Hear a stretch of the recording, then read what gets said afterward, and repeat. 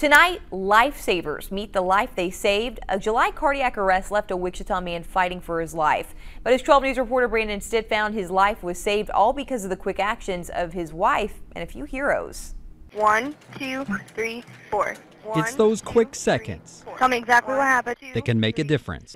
He's unresponsive right now. She thought that her husband was having a heart attack. He's barely breathing. On July 29th, for Carla Flora, those seconds were everything for her husband Jeff. I thought he was teasing me because he was just slumped in his chair doing this agonal breathing. And I would thought, do that. And he would do that just to scare me. Jeff wasn't teasing. He was dying and needed CPR. I managed to tell her to get him off the chair. Pump the chest hard and fast, at least twice per second and 2 inches deep. Where are they? I'm getting tired. You're doing good. They're almost there. 6 minutes after Carla's call, Wichita firefighters arrived and took over CPR. Sedgwick County paramedics soon followed. The outcome, Jeff standing with his family, thanking those that made another tomorrow possible. Say all your words. Don't leave words unsaid. Right. Because you don't know if you have tomorrow.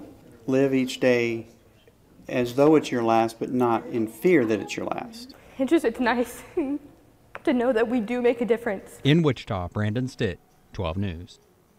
Quick CPR is credited for saving Jeff's life. Carla says learn it, review it, and always remember how to do it.